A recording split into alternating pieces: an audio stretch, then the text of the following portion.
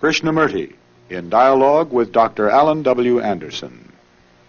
J. Krishnamurti was born in South India and educated in England. For the past 40 years, he has been speaking in the United States, Europe, India, Australia, and other parts of the world. From the outset of his life's work, he repudiated all connections with organized religions and ideologies and said that his only concern was to set men absolutely, unconditionally free. He is the author of many books, among them The Awakening of Intelligence, The Urgency of Change, Freedom from the Known, and The Flight of the Eagle. This is one of a series of dialogues between Krishnamurti and Dr. Alan W. Anderson, who is professor of religious studies at San Diego State University, where he teaches Indian and Chinese scriptures and the oracular tradition. Dr. Anderson, a published poet, received his degree from Columbia University and the Union Theological Seminary. He has been honored with a Distinguished Teaching Award from the California State Universities. Mr. Krishnamurti, we were discussing in our conversation last time meditation, and just as we concluded, you brought up the very beautiful analogy from the flowering of a plant, and it struck me that the order that is intrinsic to the movement of the plant as it flowers is a revelatory image of order that you have been discussing. And we were talking also about the relation of meditation to understanding on the one hand and knowledge on the other, a distinction that's very, very rarely made. Yes. Though in ordinary language we make the distinction, perhaps unwittingly. It's there. It's there. We have the two words. Right. But then to go into what the distinction is was something you were beginning to do, and perhaps we could... We can go on. Yes. So we were talking, if I remember rightly, about control. Yes. And we said the controller is the controlled. Mm-hmm. And we went into that sufficiently. And when there is control, there is direction.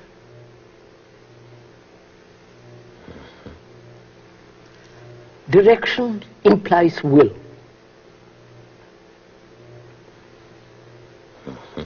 Control implies will, and in the desire to control, there is established a goal and a direction. Mm-hmm. Which means to carry out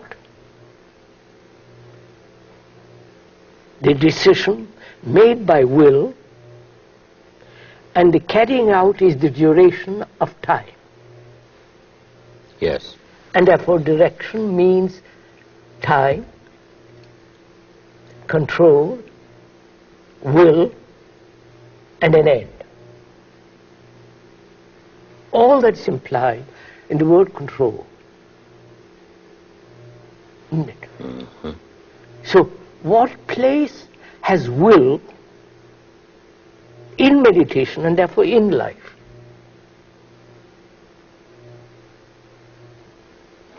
Yes, yes, yes. Or it has no place at all. That means there is no place for decision at all. Only seeing, doing. And that doesn't demand will, nor direction. Mm-hmm. When you follow... Yes, I do. Yes, I do. The beauty of this, how it works out. When the mind sees the futility of control, because it has understood the controller is the controlled, one fragment trying to dominate other fragments, and that the dominant fragment is a part of other fragments, Mm-hmm. and therefore it is like going round in circles, never vicious circle, never getting out of it. So can there be a living without control? Just listen to it. without will, and without direction. There must be direction in the field of knowledge. Agreed. Otherwise, I couldn't get home, the place I live. I would lose the capacity to drive a car, ride a cycle, speak a language, do all the technological things necessary in life. Their direction, calculation, decision in that field is necessary. Mm-hmm. Choice is necessary between this and that. Here, where there is choice, there is confusion, because there is no perception. Where there is perception, there is no choice. Choice exists because the mind is confused between this and that. Mm-hmm. So, can a life be led without control, without will, without direction? That means time.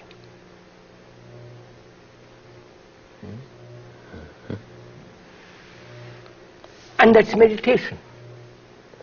Not just a question, an interesting, perhaps, a stimulating question, but when a question, however stimulating, has no meaning by itself.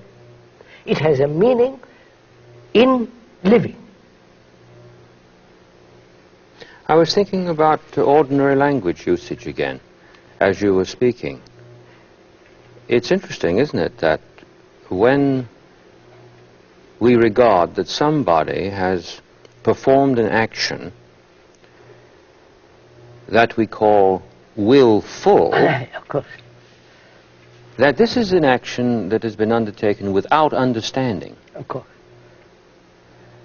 So, in the very distinction between will as a word and willful as an adjective, we have a hint of this distinction. Yes. But I'd like to ask you, if I could, about the relationship of will for the moment. Even though we're talking about meditation, we did regard that knowledge in its own right does have a proper career. Of course. And we say that decision is referred to that, choice is referred to that, and therefore will is operative there. And a direction, everything. And a direction, and so on. So we are making a distinction here between will and its role in relation to the whole field of what we call loosely know-how. Know-how, knowledge. Yes. And the confusion that occurs when that activity, so necessary in its own right, is brought over That's right. into this. That's right. And then we can't do either of them, really. Then that's just what Can we? takes place. Therefore we become inefficient, Yes. personal. But you see, we don't think that. What we think is that we can be terribly efficient in knowledge and be what is called unspiritual. Yes. And be a success here and not be a success here. Whereas, if I understand you correctly, you don't fail in one or the other. You just fail, period. It's a total failure if this confusion is made. You simply can't operate even well here, no matter what it might look like in the short run. As long as you are not completely in order inside yourself. Right, exactly. So the very division that we make between inner and outer is itself a symptom of this of terrible... thought which has divided the outer and the inner. Yes, yes. I hope you'll bear with me No, sir, in going through that. Yes, that